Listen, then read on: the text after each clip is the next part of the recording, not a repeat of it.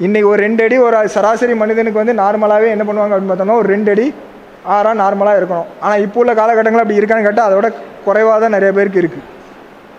அப்போ அந்த 2 அடிக்காவது நம்ம என்ன பண்ணணும், நம்ம எனர்ஜியை டெவலப் பண்ணால் தான் நம்ம உடலுடைய ஆரோக்கியம் நமக்கு நல்லா இருக்கும். இப்போ அது இல்லை அப்படிங்கும்போது அங்கே என்ன ஆகும் அப்படின்னு பார்த்திங்கன்னா நம்ம இங்கே ஓட்டப்பான மாதிரி ரிலீஸ் பண்ணி விட்டுகிட்டே இருக்கோம். காரணம் என்ன அப்படின்னு பார்த்திங்கன்னா நம்மளுடைய மைண்டு. இந்த மைண்டை வந்து எப்படி பிரித்து பார்க்கலாம் அப்படின்னு பார்த்தீங்கன்னா வேறு ஒன்றும் இல்லை, நீங்கள் உட்காந்து கண்ணை மூடுங்க அப்படின்னதும் உங்கள் மைண்டு என்ன பண்ணுச்சு, உண்மையை சொல்லணும், ஏசுனுதா இல்லையா, உண்மையை சொல்லணும். சரி, அப்போது ஒரு விஷயத்தை வந்து நம்ம செயல்படுத்தணும்னு நினைக்கும் போது நம்மளுடைய மைண்டு அங்கே வந்து நீங்கள் என்ன பண்ணக்கூடாது, நம்ம மைண்டு வந்து இந்த மாதிரி இருக்குது அப்படிங்கிறத ஒரு புரிதலை கொண்டு வரணும். ஏன் அப்படின்னா இந்த புரிதல் வந்து இன்னும் இப்போ வேறு ஒன்றும் இல்லை, ஒரு ஆள் அதை சிந்திச்சிருப்பாங்க, யாரோ ஒரு ஆள் சிந்திச்சிருப்பாங்க, இவன் என்னையா அப்போ பார்த்தானே கண்ணை மூட சொல்லதான் அப்படின்னு. அந்த ஒரு ஆள் சிந்திக்க வச்சது நீங்கள் எல்லாருமே அதை சிந்திச்சிருக்கீங்க அப்படின்னா அது எல்லாருக்குள்ளேயே அது ஊடுருவி செயல்பட்டுருக்கு. அதுதான் முக்கியம். இந்த மைண்டுங்கிறது எனக்கும் உனக்கும் உங்களுக்கும் அப்படிங்கிற மாதிரிலாம் கிடையாது. அது ஒரு பொதுப்படையான ஒரு விஷயம். செல்ஃபோன் டவர் மாதிரி. இந்த செல்ஃபோன் டவரில் வந்து இந்த வேவ்ஸில் வந்து ஏன் கால் உங்கள் கால் அப்படின்னு மட்டும்தான் போகுதா, இல்லை எல்லாரோடைய காலும் உள்ளே ஊடுருவி போய்ட்டுருக்கா?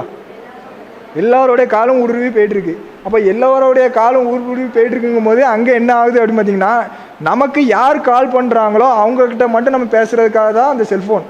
அப்படி தானே? வேறு தேவையில்லாத கால்லாம் உள்ளே வந்தால் நீங்கள் பேசிடுவீங்களா? கம்பெனி கால் வந்தால் கட் பண்ணுவோம்ல உடனே, கம்பெனி கால் அப்படின்னு. அப்போ தேவையில்லாத கால் வந்தால் கட் பண்ணுறான். அது ஏன் இப்போ மைண்டில் நம்ம செய்ய மாட்டேங்க? அப்படி தானே? ஒரு ஆசிரியர் ஒரு விஷயத்த சொல்கிறாங்க அப்படின்னா அவங்க வந்து ஒரு விஷயத்த அனுபவிச்சிருக்காங்க, அதை நம்ம அவுட்புட் கொடுக்குறாங்க. அதை நீங்கள் ஏற்கிறது ஏற்காதது ரெண்டாவது பிரச்சனை. ஆனால் அதை எந்த அளவுக்கு நம்ம உள் வாங்குறோங்கிறது ரொம்ப முக்கியம்.